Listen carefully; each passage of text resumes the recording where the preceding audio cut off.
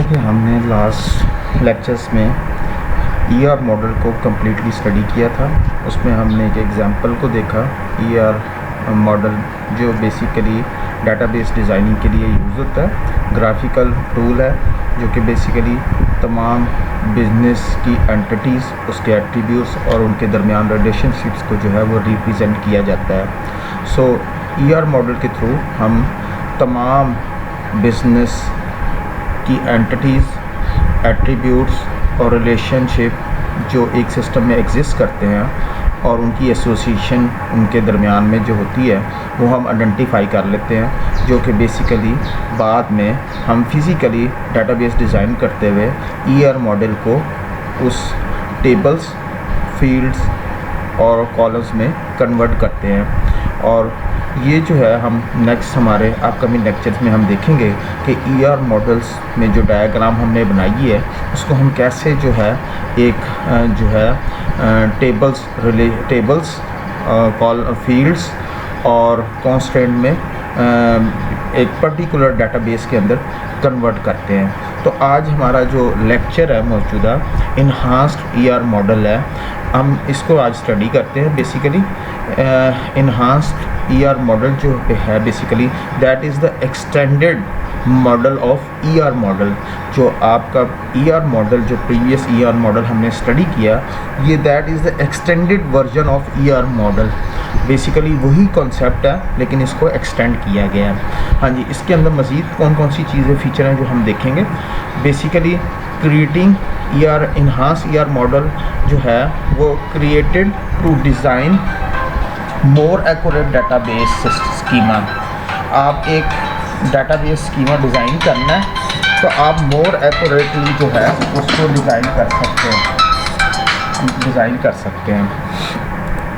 इसी तरह reflect the data properties and constant more precisely. एक सिस्टम के अंदर उसमें जो डाटा और उसके जो कॉन्स्टेंट हैं वो ज़्यादा एक्यूरेटली, प्रिसाइसली जो है वो इन्हांस ईआर मॉडल के अंदर रिफ्लेक्ट होते हैं। कैसे होते हैं वो हम अब जब एग्जांपल्स देखेंगे तो उसके अंदर हमें और वाज़े क्लियर हो जाएगा कि इन्हांस ईआर मॉडल जो है वो कैसे डिटेल में किसी डिटेल में किसी भी सिस्टम को जो है उसकी डाटा और कॉन्स्टेंट को किस तरह रिफ्लेक्ट करता है। जी, जो कम्प्लेक्स किस्म की रिक्वायरमेंट होती हैं किसी भी सिस्टम को डिज़ाइन करते हुए, उसमें जो कम्प्लेक्स किस्म की रिक्वायरमेंट होती हैं वो हम इन्हांस ईआर मॉडल के ज़रिए उसको एड्रेस कर पाते हैं या उसको एक्सप्रेस कर पाते हैं। तो ये बेसिकली मोर कॉम्प्लिकेटेड जो रिक्वायरमेंट नीड्स होती हैं किसी भी सिस्टम को डिज़ाइन करने के लिए, वो हम इस इन्हांस ईआर मॉडल के अंदर कवर कर पाते हैं। ईआर मॉडल जो है वो बड़ी हेल्पिंग टूल है। हाई लेवल मॉडल्स जो है, हाई लेवल का जो मॉडल होगा उसको डिज़ाइन करने के लिए ईआर मॉडल जो है वो किसी भी डेटाबेस की हाई लेवल मॉडल्स को डिज़ाइन करने के लिए that is very useful. ER model जो है, ER model that is very helpful for designing A database. Basically it is a diagrammatic technique for displaying the following concepts. जब हम enhance ER model की बात करते हैं तो इसके कुछ कॉन्सेप्ट्स हैं। इन कॉन्सेप्ट्स को जब हम फर्दर डिटेल में देखेंगे तो क्लियर होगा। बेसिकली इन्हांस ईआर मॉडल जो है वो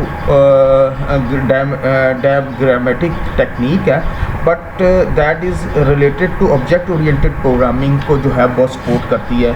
जैसे ऑब्जेक्ट ओरिएंटेड प्रोग्रामिंग के अंदर फीचर है, एब्स्ट्रैक्शन है, इनहेरिटेंस है। तो इस तरह की जो कॉन्सेप्चुअल चीज़ें जो ऑब्जेक्ट ओरिएंटेड हैं वो आप इन्हांस ईआर मॉडल के ज़रिए कवर कर पाते हैं। तो हम देखेंगे कि हमने नेक्स्ट जो लेक्चर्स होंगे उसके अंदर हम कौन कौन सी जो टॉपिक्स हैं जो इन्हांस ईआर मॉडल के अंदर हम स्टडी करेंगे उनको हम देखेंगे। उसमें सब क्लास या सुपर क्लास कौन सी होती है, या आप कह लें सब टाइप और सुपर टाइप एंटिटी कौन सी हैं, या सब क्लास या सुपर क्लास एंटिटीज़, इसको हम देखेंगे। उसके बाद specialization and generalization that are two terminologies which are opposite to each other. एक टॉप टू बॉटम और एक बॉटम टू अप जो है अप्रोचेज़ हैं जो कि हम यूज़ करेंगे और हम देखेंगे। ये दोनों भी जो हैं इन्हांस ईआर मॉडल के एक कॉन्सेप्चुअल है, जो कॉन्सेप्चुअल टेक्निक्स हैं जो हम देखेंगे कि हम इसको किस तरह इम्प्लीमेंट करेंगे। यूनियन और कैटेगरी अगर आप कहें तो ये क्या होता है कैटेगरी, इसको भी हम देखेंगे कि एक आप एंटिटी को फर्दर डिवाइड जब कर देते हैं तो मज़ीद फर्दर कैटेगरीज उसकी बन जाती हैं, उसमें हम देखेंगे कि ये क्या होता है। और एग्रीगेशंस, ये भी एक इम्पॉर्टेंट टॉपिक है, इसको भी हम देखेंगे। बेसिकली इन्हांस ईआर मॉडल जो है वो इन 4 कॉन्सेप्ट्स के ऊपर डिपेंड कर रही है, और ये चारों कॉन्सेप्ट जो हैं ये हम एक क्लास, एक एग्जांपल डायग्राम के ज़रिए और वाज़ेह तौर पर जो है हम ये तमाम चारों टॉपिक्स जब हम कवर कर लेंगे तो एक एग्जांपल को थॉरली हम कम्प्लीटली देखेंगे, उसके अंदर ये चारों चीज़ें किस तरह एग्जिस्ट करती हैं। तो बेसिकली इन्हांस ईआर मॉडल जो है ओवरऑल जो है EER diagram build of an ER diagram by including the element that allow for aggregating, generalizing and specializing. यानी कि जो भी ER मॉडल आप डेवलप करेंगे, बनाएंगे, उस डायग्राम के अंदर आप ये कॉन्सेप्ट देखेंगे, एग्रीगेटिंग होगी, जनरलाइजिंग होगी, स्पेशलाइजिंग होगी।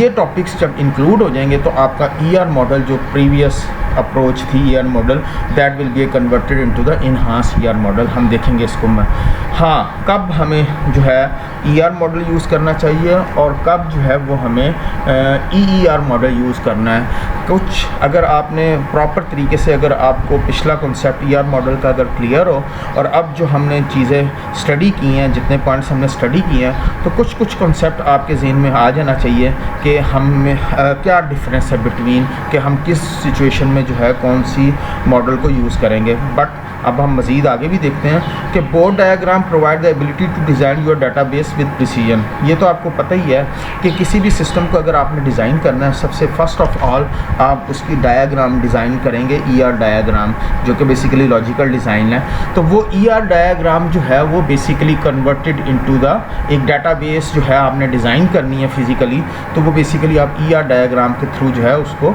डिज़ाइन करेंगे, जिसमें आप तमाम चीज़ें, आपकी एलिमेंट्स जो है वो आइडेंटिफाई हुए होंगे। An ER diagram gives you the visual outlook of your database. जैसे मैं भी बता चुका हूँ, डायग्राम है तो विजुअल लुक देगी।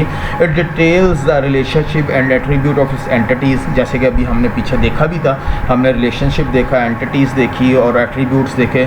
Paving the way for smooth database development in the step ahead. आगे चल के जो आपने डाटाबेस डिज़ाइन करनी है उसके लिए एक आपको हमवार रास्ता प्रोवाइड करता है, एक इजी वे प्रोवाइड करती है, ताकि कौन, ER डायग्राम, ताकि आप बड़े इजीली एक डायग्राम के थ्रू जो है वो डाटाबेस डिज़ाइन कर सकें।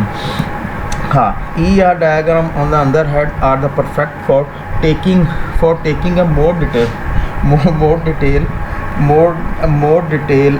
taking a more detailed look at your information. When your database contain a larger amount of data, it is best to turn to an enhanced model to more deeply understand your model। हाँ जी, ये points अगर आप study कर लिया है, अगर आपने देख लिया, तो ये बहुत ईजिली आपको कन्वे कर रहा है। इस पॉइंट्स में क्लियर है कि अगर आपका डाटा बहुत लार्ज है, उसमें इंफॉर्मेशन बहुत ज़्यादा है और आप एक डिटेल लुक देखना चाहते हैं, इंफॉर्मेशन देखना चाहते हैं अपनी डाटाबेस के अंदर, तो फिर आपको डीपली मॉडल डिज़ाइन करने के लिए या डीपली इंफॉर्मेशन जो आपने लार्ज अमाउंट के लिए जो है, उसके लिए बेस्ट सॉल्यूशन जो है वो ER मॉडल है, जो आपको एक डीप इंफॉर्मेशन जो है वो प्रोवाइड करेगा। तो ये बेसिकली आपको डिसाइड करना पड़ेगा एट डिज़ाइनिंग टाइम कि आपने ER डायग्राम चूज़ करनी है और ER डायग्राम चूज़ करनी है। तो अगर मोर डिटेल और लार्ज डाटाबेस और लार्ज डाटा है, so you must choose EER diagram, ताकि आप उसको ईज़िली जो है वो एक्सप्लेन कर सकें। अच्छा जी, so when should you use which, कौन सी मॉडल को कब यूज़ करना चाहिए। बोथ आर यूज़फुल, दोनों सही हैं, and it depends mostly on the size and detail of your data. जैसे मैं भी डिस्कस कर चुका हूँ कि अगर आपका साइज़ और डाटा जो है उस पर डिपेंड कर रहा है। अगर साइज़ और डाटा जो है वो ज़्यादा है, लार्ज है, कॉम्प्लिकेटेड है, so you must choose EER model. The more complicated the data, the more likely you will need to use an EER diagram to make sure you are properly organizing every relationship, ताकि आप properly वो जो complicated data है उसके अंदर proper relationship जो है वो क्रिएट कर सकें। सो ये एक मेन डिफरेंस है। EERD use several concept that are closely related to object oriented design and programming. मैं अभी शुरू में तस्करा भी कर चुका हूँ कि EER मॉडल जो है वो मोस्टली ऑब्जेक्ट ओरिएंटेड प्रोग्रामिंग को सपोर्ट करता है। उसके कई कॉन्सेप्ट जो हैं वो इसके अंदर इम्प्लीमेंट होते हैं। वो कैसे होते हैं वो हम देखेंगे। कुछ थोड़ा सा एक पॉइंट्स हैं, अगर आप EER डायग्राम डिज़ाइन कर रहे हो तो you must consider these point for effective EER diagram, ताकि आपका जो है एक बेहतर EER डायग्राम है वो डिज़ाइन हो सके।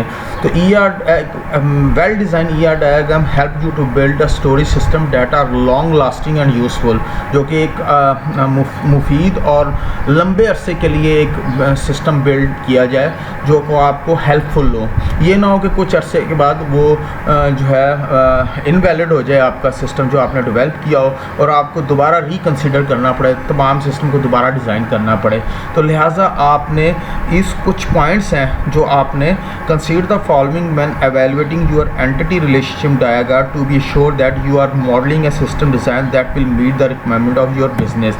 हाँ जी, जब आप EER डिज़ाइन कर रहे हैं, रिलेशनशिप डिज़ाइन कर रहे हैं, तो आपने बिज़नेस रिक्वायरमेंट जो है उसको मद्देनज़र आपने मॉडलिंग करते हुए, मॉडल सिस्टम डिज़ाइन करते हुए ये मद्देनज़र रखना है कि जो बिज़नेस की रिक्वायरमेंट है, बिज़नेस की नीड जो है, बिज़नेस की जो ज़रूरत है वो इस सिस्टम के अंदर EER डायग्राम के अंदर रिफ्लेक्ट हो रही है या उसको मीट कर रही हो।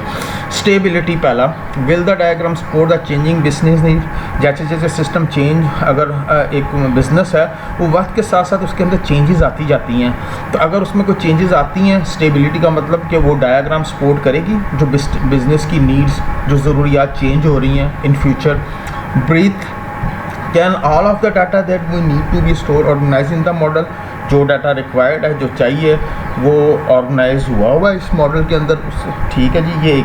ये पॉइंट मद्देनज़र रखना है। Flexibility, can the data in this model be are reorganise to support a new information requirement. अगर आपके सिस्टम के अंदर कोई चेंजेस आई हैं, बिज़नेस के अंदर कोई चेंजेस आई हैं, तो वो मॉडल इतना फ्लेक्सिबल है कि वो फ्यूचर में रीऑर्गेनाइज कर सके और जो नई रिक्वायरमेंट है इन्फॉर्मेशन की उनको अकोमोडेट कर सके। ये पॉइंट भी आपने मदद ला सकता है। एक्सेसिबिलिटी, सिंपल, क्रिएटर जो है EER डायग्राम और एंड यूज़र दोनों उसको अंडरस्टैंड कर सके EER डायग्राम को, दैट इज़ एक्सेसिबिलिटी। और कन्फर्मेलिटी का मतलब will the model integrate easily with your existing database structure. जो आप EER मॉडल डिज़ाइन कर रहे हैं, अगर आपका एग्जिस्टिंग डाटाबेस चल रहा है वो उसके साथ ईजिली इंटीग्रेट हो जाएगा। तो ये चीज़ें जो हैं आपने डिज़ाइन करते हुए EER डायग्राम को डिज़ाइन करते हुए मद्देनज़र रखना है। Thank you.